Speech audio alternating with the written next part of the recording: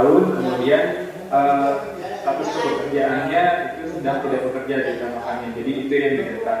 Nah, izinin Bapak Ibu sekalian, untuk saya beri simulasi pendataan atau simulasi pengisian, Pak. Izin. Di sini kalau Bapak Ibu sekalian sudah membuka linknya akan ada tampilan seperti ini, Pak. Jadi nanti bisa diarahkan untuk saudara-saudara kita yang didata itu mengisikan. Di sini ada nama lengkap, gelarnya, kemudian tempat tanggal lahir, kemudian di sini ada contoh isiannya lengkap diisi dengan kota dan provinsi tempat lahirnya. Kemudian diisi dengan tanggal lahir, jenis kelamin, status perkawinannya, nomor handphone yang bersangkutan, kemudian nama orang tua, ayah atau ibunya bisa diisikan, nomor handphone orang tua, ayah atau ibu, seperti yang tadi dijelaskan oleh Pak Direktur, bahwa untuk konfirmasi jika yang bersangkutan tidak bisa dihubungi, yang bisa kita hubungi adalah orang terdekatnya, yaitu orang tuanya. Nah, kemudian diisikan juga nomor induk kependudukan yang ada di KTP dan juga upload foto KTP-nya. Nah, upload atau upload dokumen seperti ini kan, ini yang memiliki adalah yang bersangkutan yang terdata. Jadi makanya diharapkan yang bersangkutan yang domisili yang tersebut gitu. Jadi bukan Bapak RT atau Ibu RT. Bapak Ibu RT hanya memberikan informasi, menyerahkan linknya gitu. Nah, kemudian ini ada dokumen kartu keluarga, kemudian pengisian alamat sesuai KTP dan juga alamat sesuai domisili saat ini. Nah, kemudian didata oleh kami, Pak, Bu, ini ada pendataan penduduk lokal ataupun penduduk pendatang. Nanti akan diklasifikasikan seperti itu.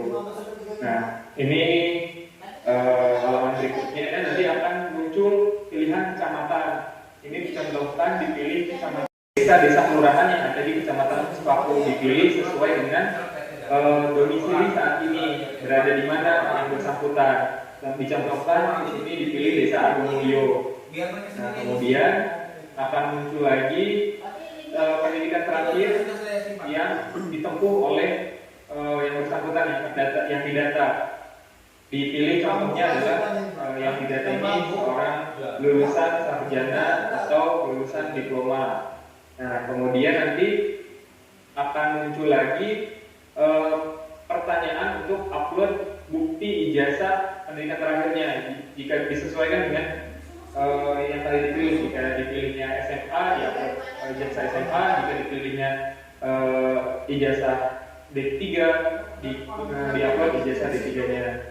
Begitu juga seterusnya dan yang lainnya. Nah, kemudian nanti ada data fisik yang diminta, tinggi badan dan juga berat badan. Ini tujuannya adalah ada beberapa Bapak Ibu sekalian lowongan pekerjaan yang spesifik menyebutkan persyaratannya itu adalah tinggi badan dan berat badan. Jadi nanti kita bisa lebih mudah mengklasifikasikannya untuk menyerahkan datanya ke penyedia jasa yang bersangkutan seperti itu.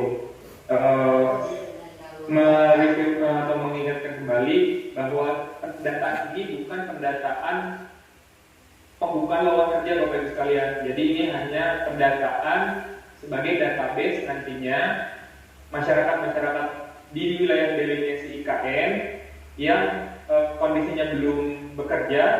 Ketika nanti ada lowongan pekerjaan dari penyedia jasa itu data tersebutlah yang akan kami ajukan terlebih dahulu gitu sebagai warga lokal untuk mengisi tadi kuota minimal 30% tadi, seperti itu Pak.